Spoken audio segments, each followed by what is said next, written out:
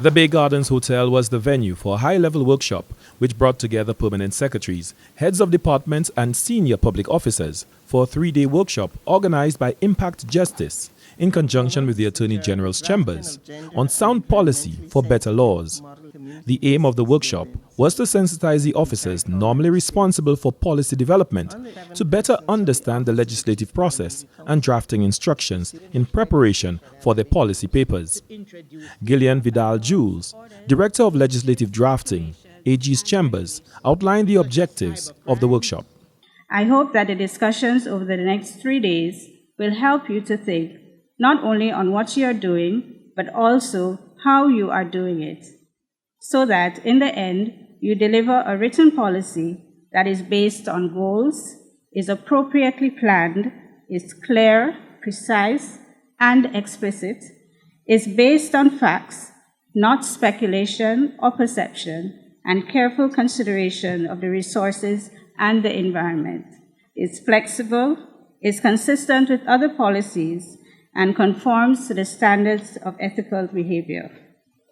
The drafting instructions workshop focused on specific subject areas, including the key legislative stakeholders and their roles, the role of the policymaker and policy formulation, the relationship between the policymaker and the legislative drafter, drafting codes of practice, procedural rules and guidelines.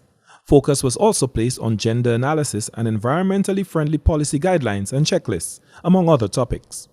Let me close by saying that I hope this workshop will convey an innovative approach to your work. I am certain that you will use the workshop to share and exchange your experiences and openly question your methods of work and the standards you use to measure accomplishments.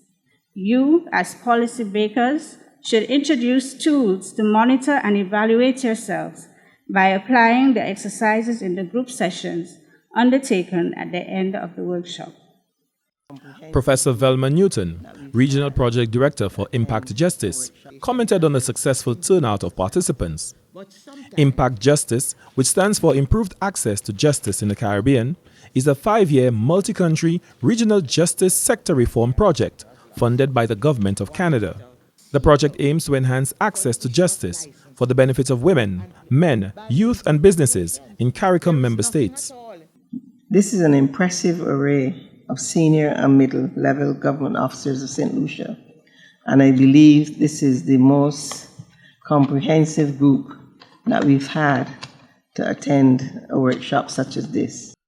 Facilitators for the workshop included Ian McIntyre, Chief Parliamentary Counsel from Trinidad and Tobago, Nadine Wilkins, Deputy Director of Legal Reform Unit in Jamaica, and Dr. Elaine Boxell, former Director of Legal Reform Unit in Jamaica. The workshop was funded by the Government of Canada. For the National Competitiveness and Productivity Council, Glenn Simon reporting.